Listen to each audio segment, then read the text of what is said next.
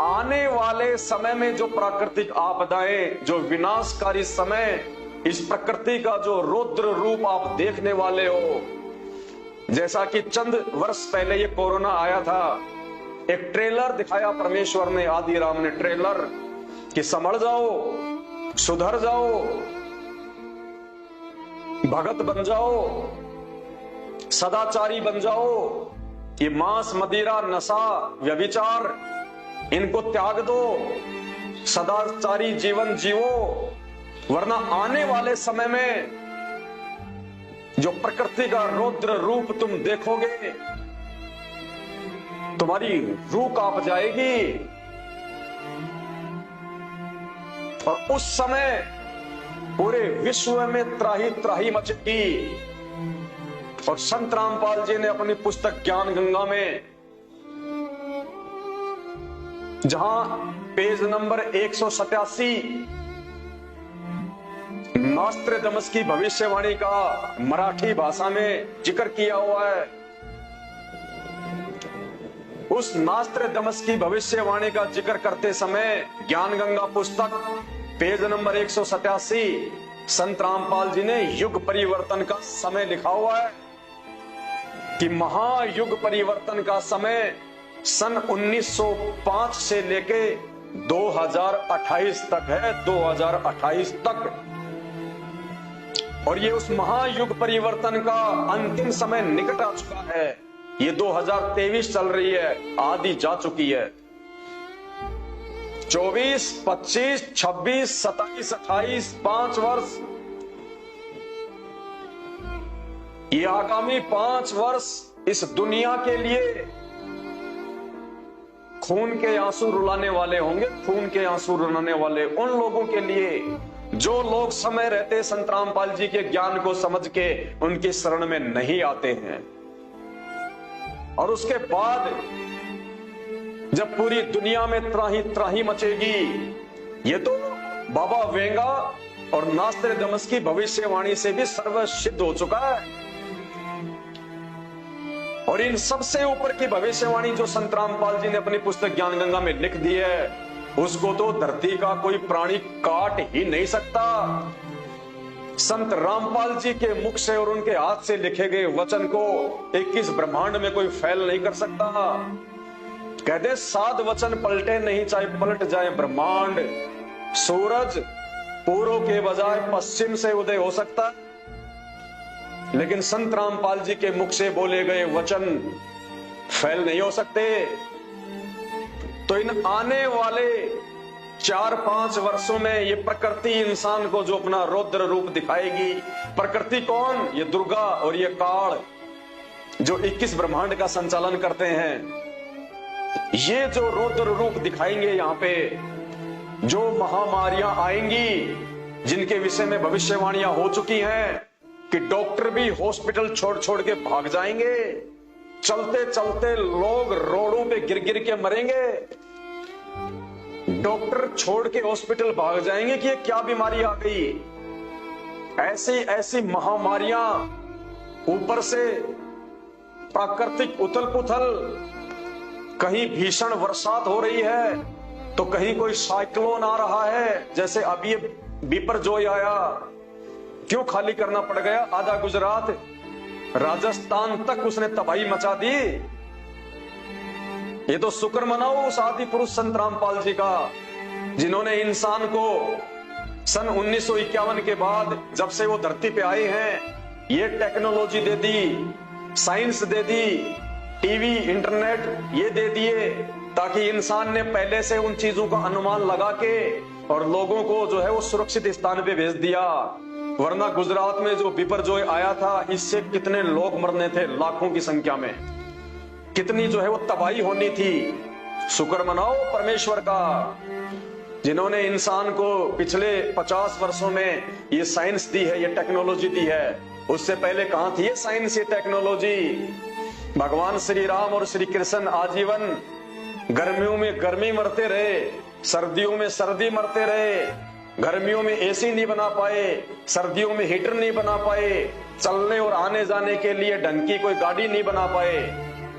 डामर की रोड नहीं बना पाए, घोड़े जोड़ के चलते थे, क्या उनको आवश्यकता नहीं थी? क्या आज के इंसान में ज्यादा बुद्धि है जो उसने BMW गाड़ी बना ली, जिसने ऑडी बना ली, एरोप्लेन बना लिए, जिसने डामर की रोड बना दी, GT रोड बना ली? क्या वो नहीं बना सकते थे? ये बुद्धि परमेश्वर ने उस समय उनको नहीं दी, ना राम को दी, ना श्री कृष्ण जी को दी, उस आदि राम ने, सतगुरु रामपाल जी भगवान ने। ये आज दी है परमेश्वर ने हमसे भक्ति करवाने के लिए, ताकि हम भक्ति आसानी से कर सकें, आने जाने में हमारे को सुविधा हो, कम्युनिकेशन में हमारे को जो है वो सुविधा हो। उनके प्रवचन, उनके सत्संग हम एक मेमोरी कार्ड में डाल सकते हैं, हम टीवी पे सुन सकते हैं। एक जगह संत रामपाल जी बैठ के सत्संग सुनेंगे, घर घर में, देश विदेश में उनके सत्संग जो है सुनाई देंगे टीवी के माध्यम से। ये टेक्नोलॉजी ये संत रामपाल जी ने दी है इस दुनिया को, इस आदि पुरुष ने।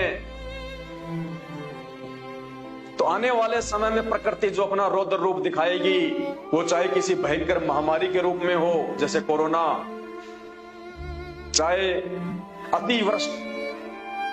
अतिवृष्टि के रूप में हो, भीषण बरसात के रूप में हो, चाहे किसी भयंकर भूकंप के रूप में हो, जैसे कुछ महीने पहले तुर्की में भूकंप आया रातों रात, और 2 घंटे में लाखों लोगों को मौत की नींद सुला दिया। तो हिंदुस्तान से कौन सी यारी है जो भूकंप हिंदुस्तान में नहीं आ सकता? ये ट्रेलर दिया परमात्मा ने हिंदुस्तान की आत्माओं को। सौभाग्य हमारा जो परमात्मा हिंदुस्तान में आए हुए हैं कि सुधर जाओ, वरना तुम्हारा भी यही हाल होगा वर्तमान में। और जो विश्व युद्ध की छाया जो पूरे विश्व के ऊपर जो मंडरा रही है, फूड क्राइसिस आएगा, दाने दाने को लोग तरसेंगे, दाने दाने को। जय गुरुदेव पंथ के प्रवर्तक संत तुलसीदास ने, जब तक उनके पास में आध्यात्मिक शक्ति थी, पावर थी, बाद में तो वो भी जो है भुगत भुगत के मरे। उनको भी पूरे शरीर पे, हाथ पे उनके कोड हो गया था जब उनकी भक्ति समाप्त हो गई, क्योंकि वो गुरु अधिकारी नहीं थे, मनमुखी रूप से वो गुरु बन रहे थे राधा स्वामी इस पंथ से निकल के। और जब उनकी भक्ति लोगों को आशीर्वाद दे दे के समाप्त हो गई, अंत में उनकी भी दुर्गति से मौत हुई है। लेकिन जब तक उनके पास में भक्ति थी, उनके पुण्य थे, तब तक उनका जो कनेक्शन था वो काम जो है वो कर रहा था।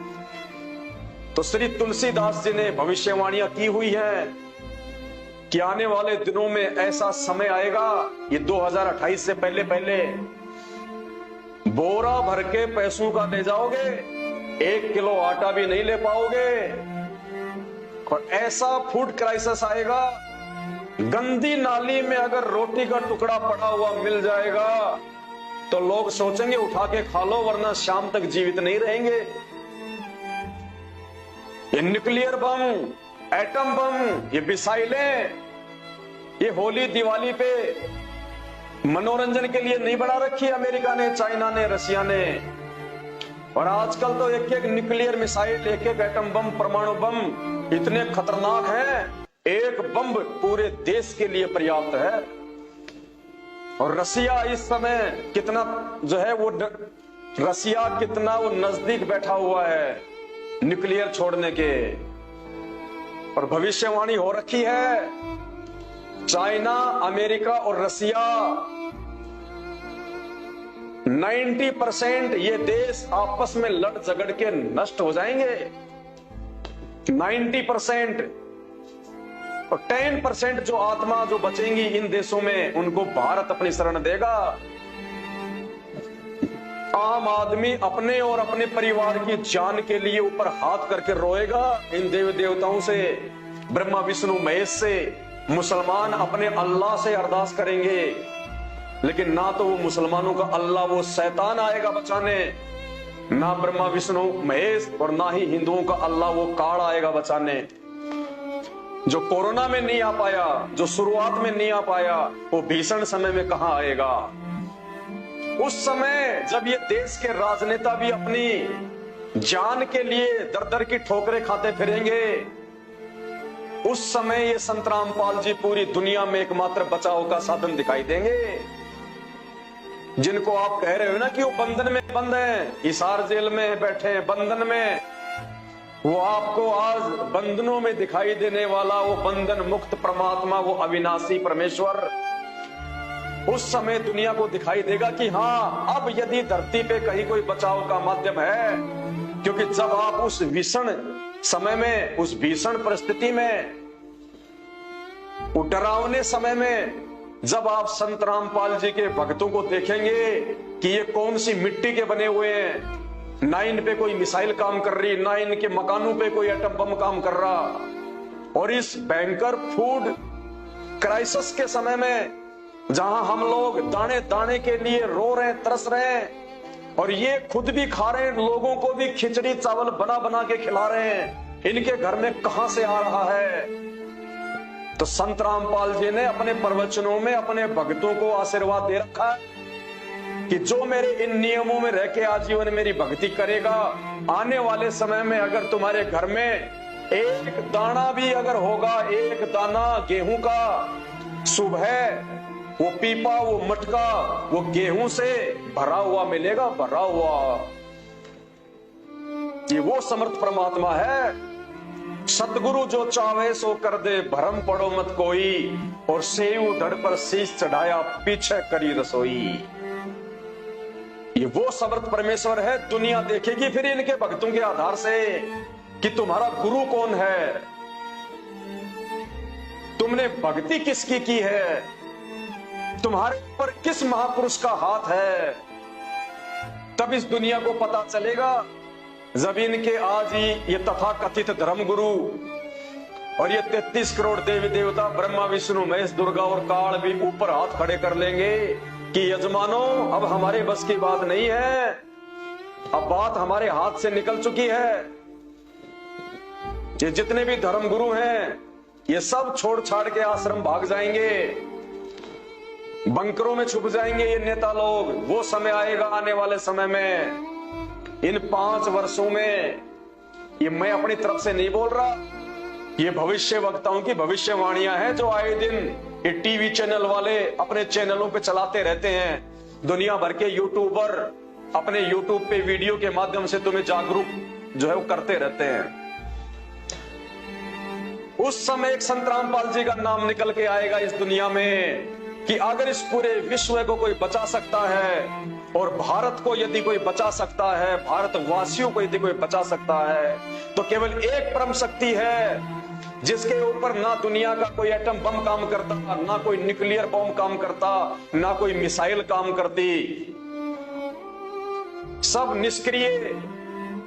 और ये वो समर्थ शक्ति है, ये वो समर्थ भगवान है, वो परमात्मा है, वो आदि अनादि पुरुष है जो अपने हाथ अगर यूं कर दे, सूरज रुक जाएगा वहीं पे, सूरज, और वो प्रतीक्षा करेगा कि हे प्रभु जब आप आदेश देंगे तब आगे बढ़ूंगा। इस भारत देश के ऊपर अगर न्यूक्लियर अटैक होना होगा, उस समय संत रामपाल जी अपना हाथ यदि यूं कर देंगे, वो आसमान में खड़ा खड़ा मंडराएगा वो न्यूक्लियर बम कि कहां जाके गिरूं। अरे बिपरजॉय क्या, बिपरजॉय का बाप भी अगर आ जाए, सातों समुद्र भी अगर एक साथ अगर उठ के अगर भारत देश की तरफ यदि तबाही मचाने की सोचें, और संत रामपाल जी यदि अपने हाथ से यूं कर देंगे, वो समुद्र वहीं का वहीं अपने लहरों समेत ऐसे जाम हो जाएगा जैसे पानी से जो है वो बर्फ बन जाती है। ये वो परम शक्ति है, पहचानो। ये 2 घंटे से थूक बिलोने में मुझे कोई आनंद नहीं आ रहा, तुम्हारी तरफ से मुझे कोई पैसा नहीं मिल रहा, मुझे कोई पेंशन नहीं मिल रही है ये बातें बताने की, लेकिन तुम्हारे भविष्य के लिए बता रहा हूं। तुम जो अनजान हो अभी भक्ति और भगवान से, तत्वदर्शी संत से, सत्संगों से अनजान हो तुम,